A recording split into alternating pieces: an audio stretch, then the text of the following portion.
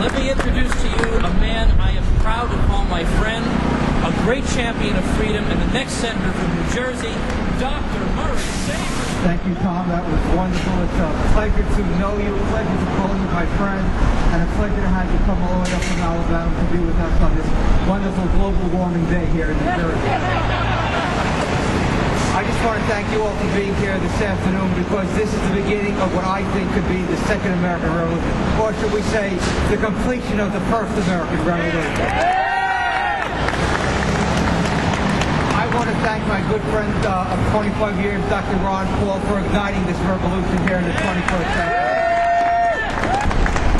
I also like to thank my good friend Lou Rockwell from LouRockwell.com, one of the great leaders of the freedom movement. And the other co-chairman who couldn't be here today, another great economist and historian who's been challenging the status quo, I should say the conventional wisdom on American history and American presidents, who's been a great advocate for freedom in his writings and his speaking around the United States, Dr. Thomas D. Lorenzo.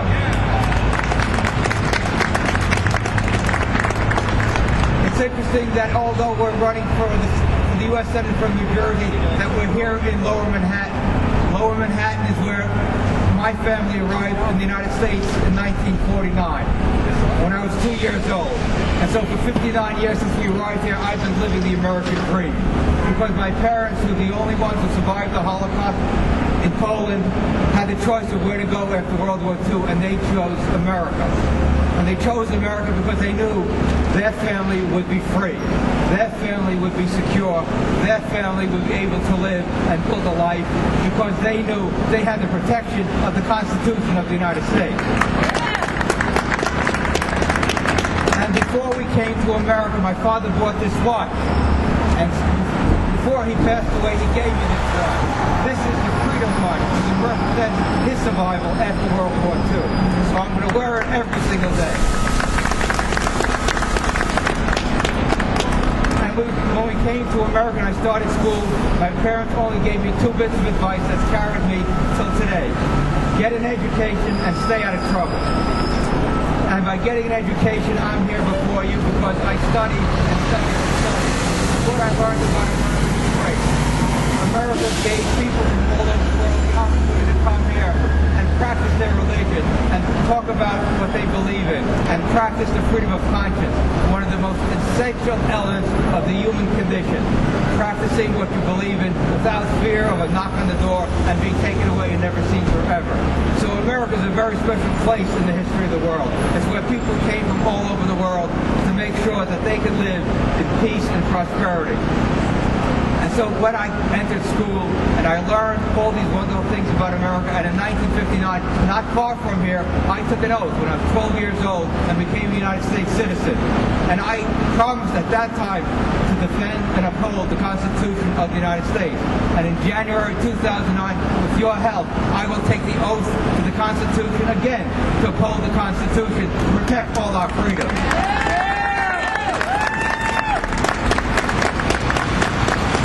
We know what's wrong with America. The politicians in Washington have turned their back on the Constitution. They've turned their back on the First Amendment, on the Second Amendment, the Fourth Amendment, the Fifth Amendment, and the Ninth and Tenth Amendment. What we need is to restore the Constitution in its proper place in America. If we do that, we will have what we've always yearned for, peace and prosperity and freedom. And if we have that, we will have a society that the founders laid down the blueprint for in 1776. And then when they put together the Constitution, they laid down another blueprint, how to be a self-governing republic. And we've got away from that. And what I want to do in Washington is restore those principles because we deserve it.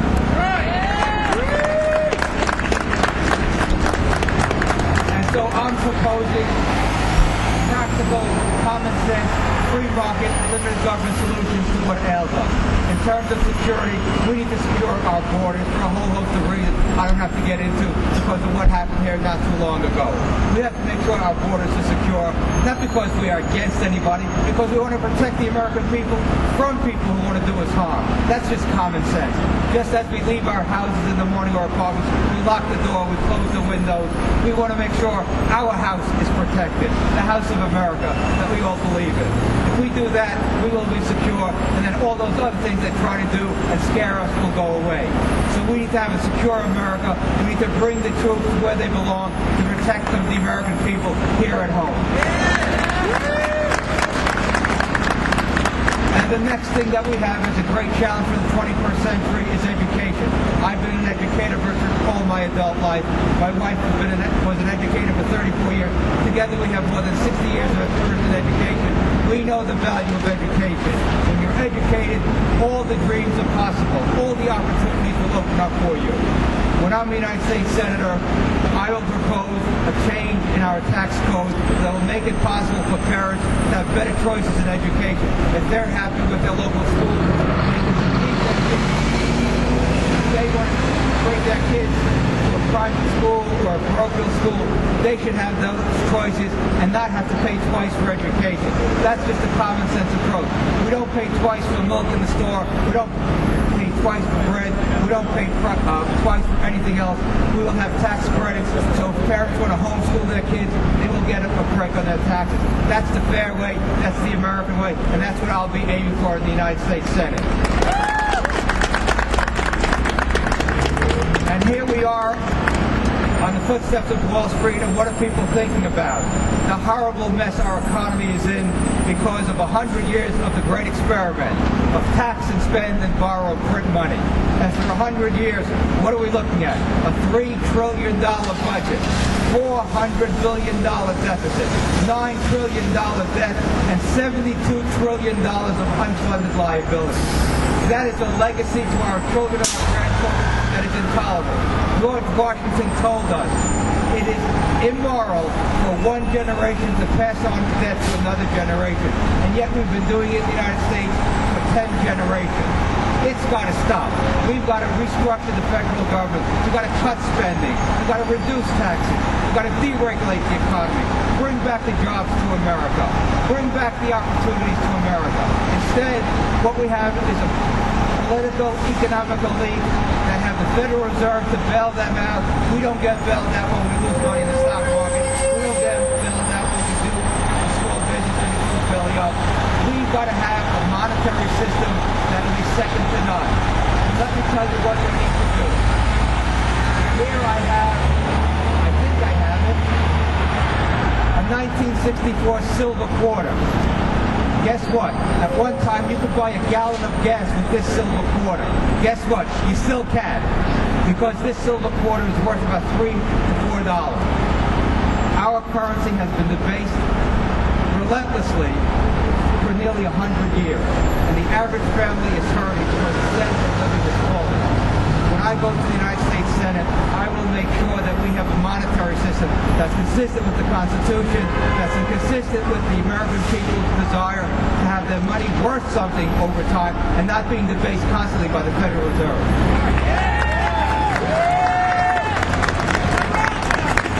And in back of us, we have a bull that represents the power and strength of the free market and the free enterprise system. In the United States Senate, we can introduce policies that will bring us back to steady growth without the booms and busts that cause so much pain in our economy. I have to go to Washington to stand up to the collectivists, to stand up to Hillary Clinton on health care, to Ted Kennedy on education, to all the collectivists that want to take control of the economy, to take control of health care, to take control of our businesses. We need to stop what's going on in Washington.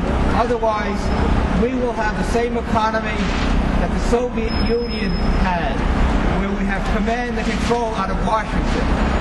It's amazing. The Berlin Wall came down 20 years ago.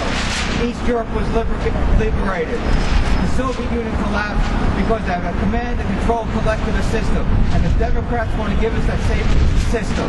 I can't let it happen. I will stop it, Walter. I will stop it, but I need everyone's support to do that. With your help, we will continue what was started in 1776 and finally reach the promised land with peace, freedom, and prosperity. So please go back to your communities, get the message out, have people go to MurraySabrin.com, and next year in January 2009, we will have the biggest party in Washington, Ron Paul, with me, and other great freedom fighters in Washington, D.C. Thank you for being here.